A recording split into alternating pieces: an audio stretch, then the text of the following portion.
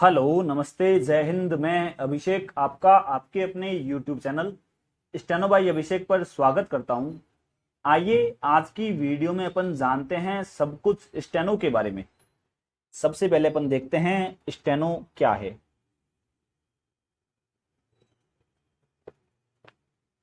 जैसे मैंने आपको कहा डॉक्टर लिखो, आपने लिखा ऐसे डॉक्टर। मैंने कहा इसे और शॉर्ट लिखो, आपने लिखा ऐसे। मैंने कहा इसे और शॉर्ट लिखो, आपने लिखा ऐसे। तो ये जो प्लस का सिंबल है यही स्टेनो है। स्टेनो को हिंदी में शीघ्र लिपि कहते हैं और इंग्लिश में शॉर्ट हैंड। एकदम शॉर्ट लिखना और उसे पढ़ना, यही स्टेनो है। ठीक है, अब देखते हैं कि स्टेनो में लिपि कौन कौन सी होती है। ये एक तो अपने हो सकती है हिंदी में, एक हो सकती है इंग्लिश में। हिंदी में अपने पास जैन लिपि है, ऋषि लिपि है, मानक लिपि है, टंडन लिपि है। इंग्लिश में अपने पास पिटमैन लिपि है। अब आपका अगला क्वेश्चन, सर मैं कौन सी लिपि करूं? तो अगर आपका बेस बचपन से हिंदी मीडियम का रहा है तो आप हिंदी में कर सकते हो। अगर आपका बेस इंग्लिश का रहा है, आपकी इंग्लिश स्ट्रांग है, तो आप इंग्लिश मीडियम में कर सकते हो। अगला क्वेश्चन ये कि सर हिंदी में भी जैन है, ऋषि है, मानक है, टंडन है, तो उसमें कौन सी करूं? तो उसमें आप वही लिपि करो जिस लिपि के टीचर आपकी सिटी में सर्वाधिक हो। जैसे अगर ऋषि लिपि वाला कोई एक ही सर पढ़ा रहा है और जैन लिपि के 10 सर पढ़ा रहे हैं, तो आपको जैन करनी चाहिए। क्योंकि स्टेनो सीखना एक नई लैंग्वेज सीखना है, और उस लैंग्वेज में ऐसा हो सकता है कि किसी एक टीचर से अपने को समझ नहीं आए। और अगर आपके पास सिर्फ और सिर्फ एक ही टीचर है और उसने अगर पढ़ाना बंद कर दिया, तो आप क्या करोगे? इसलिए ऐसी लिपि करो जिस लिपि के टीचर आपकी सिटी में सर्वाधिक हो। ठीक है, अब देखते हैं कि इसमें एग्जाम कौन कौन से हो सकते हैं स्टेनो में, उनकी सैलरी क्या होगी, सिलेबस क्या होगा, सारा डिस्कस करते हैं। आइए देखते हैं अब इसमें एग्जाम कौन से होते हैं। सबसे पहले तो वैकेंसी आती है हर साल एसएससी की, रेलवे की, रिको की, नवोदय विद्या,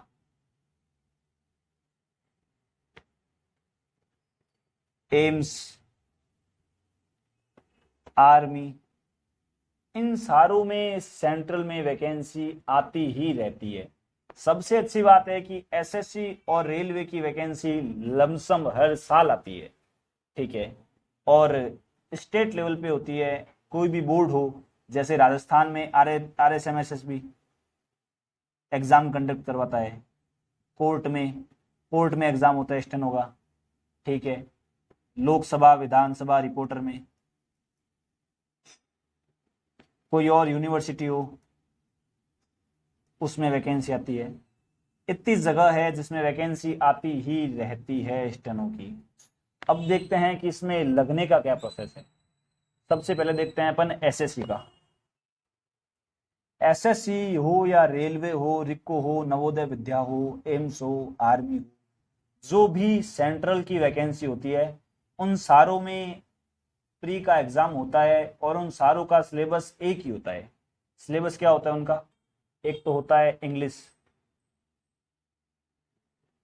एक होता है रीजनिंग, एक होता है जीएस।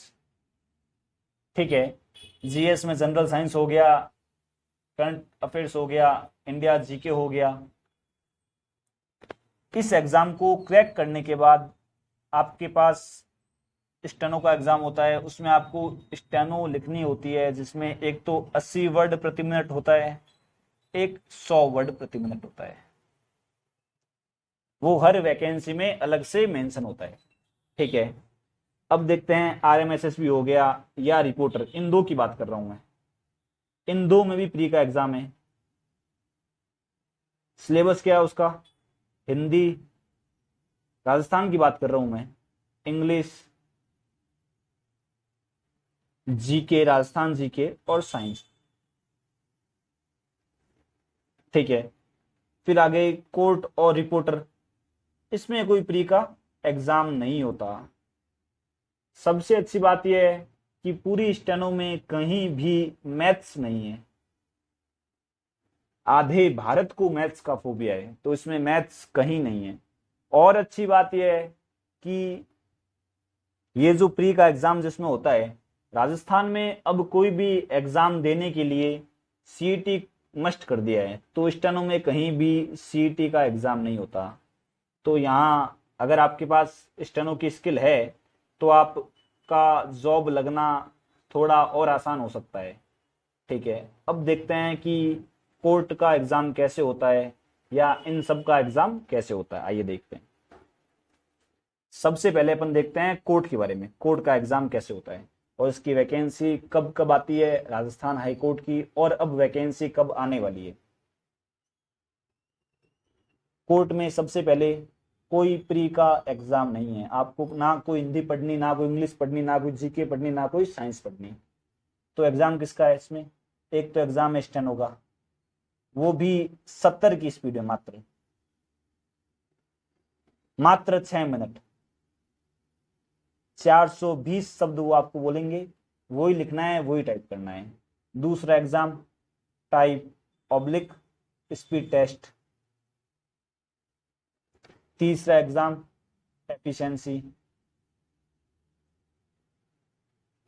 अब ये क्या होता है, जैसे आपने प्रिपरेशन किया कोर्ट का, जैसे ही आप एग्जाम हॉल में गए, वहां साइड में स्पीकर लगे होंगे ऊपर, उसमें डिक्टेशन बोलेगा 70 शब्द प्रति मिनट।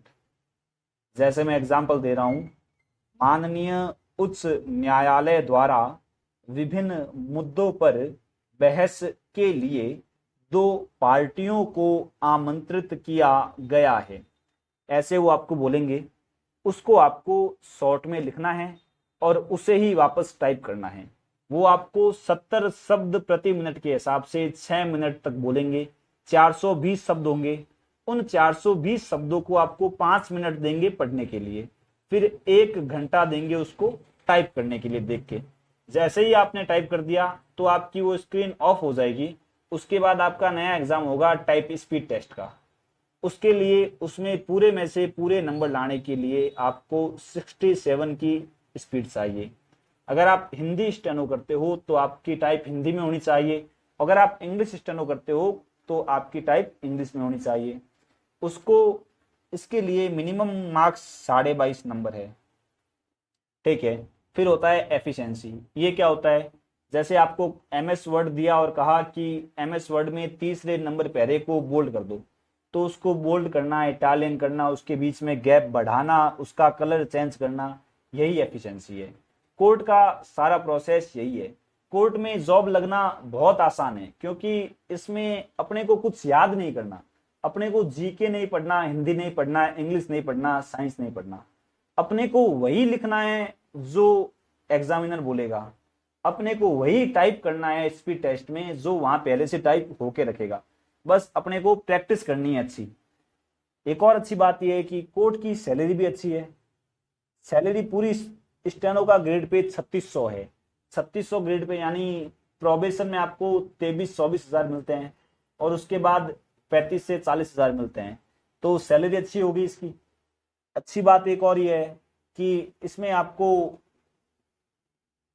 6,000 रुपये सालाना वर्दी भत्ता मिलता है। आपको कोट पैंट पहन के ही जाना है एग्जाम देने, सॉरी एग्जाम देने नहीं, वहां पे ऑफिस में स्टेनो लगने के बाद आपको कोट पैंट पहन के ही ऑफिस जाना है। 6,000 रुपये आपका सालाना वर्दी भत्ता है। एक और अच्छी बात है कि कोर्ट में आपका अलग रूम होता है, टेबल होती है उस पर, चेयर आपकी अलग, लैपटॉप और एक घंटी। कोई भी काम हो कभी भी आप पियोन को बुला सकते हो, इसलिए कहते हैं कि घंटी के साथ कुर्सी आपका इंतजार कर रही है। तो कोर्ट में जॉब लगना बहुत मुश्किल नहीं है, मगर ऐसे मुश्किल है कि इसकी कट ऑफ बहुत जाती है ज्यादा। तो जब कट ऑफ ज्यादा जाएगी तो अपने को एकदम सुपीरियर होना पड़ेगा इसमें, तभी अपन जॉब लग सकते हैं। अब अगला देखते हैं RMSSB या यूनिवर्सिटी कोई राजस्थान की। अब अपन देखते हैं RSMSSB या कोई और यूनिवर्सिटी एग्जाम हो या कुछ और राजस्थान लेवल पे जो भी राजस्थान सरकार द्वारा एग्जाम होते हैं उनको देखते हैं। उन सारों में सबसे पहले होगा प्री का एग्जाम। प्री के एग्जाम में सब्जेक्ट होंगे हिंदी, इंग्लिश, राजस्थान जीके और साइंस, जनरल साइंस। ठीक है, सबसे अच्छी बात यह है कि राजस्थान लेवल पर राजस्थान सरकार द्वारा कोई भी एग्जाम हो उसका सिलेबस पूरा ये सेम रहता है, हिंदी, इंग्लिश, जीके, साइंस। और इन सिलेबस में वही टॉपिक जो RMSSB में है वही यूनिवर्सिटी में होंगे, वहीं अगर कुछ कहीं और एग्जाम होता है तो वही टॉपिक होंगे। टॉपिक एकदम सेम, सिलेबस एकदम सेम। वैकेंसी छोटी मोटी हर जगह आती ही रहती है, अभी भी आ रखी है किसी यूनिवर्सिटी में 2-3 पोस्ट, 2, 3, 4, 5, 6। तो उसके लिए आपका प्री तैयार होना चाहिए। ग्रेड पे इसका भी 3600 है। प्री को आप ऑफलाइन भी कर सकते हो, ऑनलाइन भी कर सकते हो। ज्यादा बेटर रहेगा ऑफलाइन करना। रोजाना कहीं जाके पढ़ोगे तो वो उतना ही पढ़ेगा जितना आपके लिए काम का हो। जो ऑनलाइन होगा वो उतना ज्यादा पढ़ेगा जो काम का नहीं हो। उसका कारण ये है कि जो ऑनलाइन पढ़ाएगा उसका मोटिव ये नहीं है कि उसे आपको पढ़ाना है, उसका मोटिव ये है कि उसकी आप वीडियो देखो और वॉच और बढ़ाओ। इसलिए ज्यादा बेटर रहेगा ऑफलाइन करना, और ऑनलाइन भी कर सकते हो। ठीक है, syllabus Hindi, English, GK, science 4 subject है, 3600 ग्रेड पे है। जॉब बहुत अच्छी है, सबसे अच्छी जॉब ये है RSMSSB या यूनिवर्सिटी की। कोई भी आपके पास चार्ज नहीं है, मतलब जिस अधिकारी ने आपको डिक्टेशन लिखाया आपको उतना लिखना है, उसको टाइप करना है। कोई और काम नहीं है आपके पास, किसी फाइल का ध्यान रखना, कोई फाइल आपके अंडर में नहीं होगी। ठीक है, 3600 ग्रेड पे जॉब है। आपके होम टाउन में भी मिल सकती है जॉब, क्योंकि राजस्थान सरकार के ऑफिस सभी जिलों में है। ये अच्छी बात है। अगली अच्छी बात यह है कि स्टेनो चाहिए 100 की स्पीड में। बहुत मुश्किल काम नहीं है, बहुत आसान है। अगर आप लगे रहते हो 2-3 साल कंटिन्यूसी की प्रैक्टिस करते हो तो आपकी स्पीड 100+ आराम से हो सकती है। 2-3 साल के अगर आप 6 से 8 महीने भी कंटिन्यू करते हो 4 से 5 घंटे तो हो सकती है। सबसे अच्छी बात यह है कि इसमें कोई टाइप टेस्ट नहीं है, मेरिट बेस करेगी आपका प्री का एग्जाम। क्योंकि जो लोग कोर्ट की स्टेनो कर रहे हैं तो वो तो इसकी तो करेंगे मगर वो प्री नहीं करेंगे। इसलिए अगर आपका प्री अच्छा है तो आपका सिलेक्शन होने का चांस बहुत ज्यादा है इसमें। ठीक है, उसके बाद अपन देखते हैं SSC या कोई और एग्जाम। अब अपन देखते हैं सेंट्रल लेवल के एग्जाम, जैसे SSC हो गया, नवोदय हो गया, और एम्स हो गया, आर्मी हो गया, रेलवे हो गया। उन सारों में सिलेबस एक ही है, English, reasoning, GS, general science, current affairs, India GK, geography, और यही सिलेबस है। अच्छी बात यह है कि अगर आपकी इंग्लिश बहुत अच्छी है तो आप SSC को एक ही बार में क्रैक कर सकते हो, क्योंकि SSC में इंग्लिश अच्छी चाहिए। 100 नंबर की होती है इसमें इंग्लिश, 50 नंबर की होती है रीजनिंग, और 50 नंबर का होता है GS। 2021 में जो एग्जाम हुआ था उसकी स्किल पेपर के लिए EWS की कट ऑफ गई थी 81 नंबर। तो जनरल की या तो 5-6 ज्यादा होगी, SC ST की 5-6 कम होगी। ठीक है, तो 81 नंबर स्किल टेस्ट के लिए है सबसे। और बहुत अच्छी बात यह है कि इसकी वैकेंसी हर साल आती है। जैसे अपन अगर राजस्थान की कोई तैयारी कर रहे हैं तो राजस्थान में आज आई स्टेनो की वैकेंसी, कल आएगी पटवारी की, परसों आएगी संगणक की। तो आपकी तैयारी खराब होती रहेगी। आज आप ये कर रहे हो, आप बेरोजगार हो तो आपको ये भी करना पड़ेगा, ये भी करना पड़ेगा। मगर SSC की वैकेंसी हर साल आती है। और अच्छी बात यह है कि SSC में प्री का एग्जाम ही मेन है, स्टेनो सिर्फ क्वालिफाई है। अगर आप 36 नंबर ले आते हो, प्री में अच्छे नंबर होते हैं, तो भी आप स्टेनोग्राफर बन सकते हो एसएससी में। ठीक है, अच्छी बात यह है कि सब्जेक्ट सिर्फ और सिर्फ 3 है, इंग्लिश, रीजनिंग और जीएस।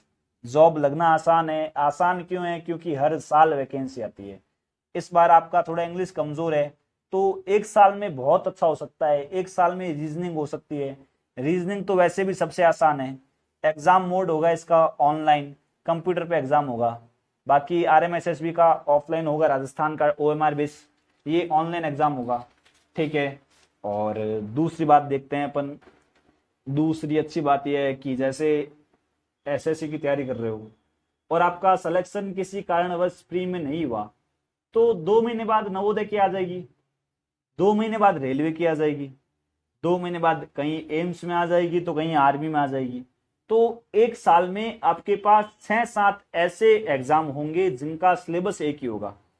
तो आप एसएससी की तैयारी आराम से कर सकते हो। अगर आप एकदम बिगनर हो, आज ही शुरू करने वाले हो, तो आप एसएससी की तैयारी ही करो, सबसे बेस्ट रहेगा। और अगर आपके पास बहुत सारे काम हैं, आप व्यस्त हो, तो आप कोर्ट की तैयारी कर सकते हो। कोर्ट में कोई प्री का एग्जाम नहीं है।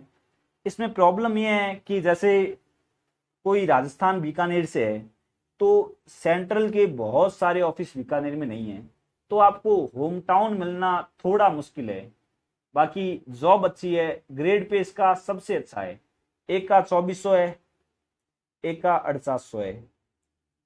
सेंट्रल बेस है, तो जो राजस्थान का स्टेट का 2400 है और सेंट्रल का 2400 है, उन दोनों में बहुत फर्क है। उन दोनों की सैलरी में बहुत फर्क है। उसकी सैलरी लगते ही राजस्थान में 2400 ग्रेड पे 14,000 है, एसएससी में 23,000 है। तो वो अच्छी बात यह है, वैकेंसीज की हर साल आती है, सब्जेक्ट सिर्फ 3 है। 81 नंबर अगर आप सिर्फ इंग्लिश अच्छी कर लेते हो तो भी आपका एसएससी में हो सकता है। स्टेनो क्वालिफाई है, बहुत हार्ड नहीं है। अब अपन अगला यह देखते हैं, जैसे आपने एसएससी का प्री क्लियर कर लिया, आपने आरएमएसएसबी का कर लिया, या आपका कोड का एग्जाम है, तो एग्जाम कैसे होता है। जैसे आपके सामने अपना चैनल खुला है स्टेनो भाई अभिषेक, उस पर एक डिक्टेशन है कोड की 88 शब्द प्रति मिनट, वो चला रहा हूं मैं। वो कैसे बोलते हैं, जैसे इसको ऐसे बोलते हैं, 88 शब्द प्रति मिनट शुरू। बसंती बनाम राज्य के प्रकरण में एक महिला अपने बच्चों के साथ कुएं में कूद पड़ी, उसे बाहर ये जो स्पीड थी 1 मिनट में 88 शब्दों के हिसाब से बोली गई थी। कोर्ट में स्पीड इससे भी धीरे होगी, 70 की स्पीड होगी। अपन इसको लिखते हैं और देखते हैं एग्जाम कैसे होता है।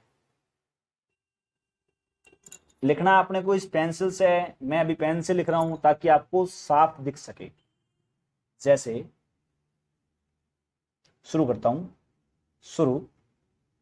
88 शब्द प्रति मिनट शुरू।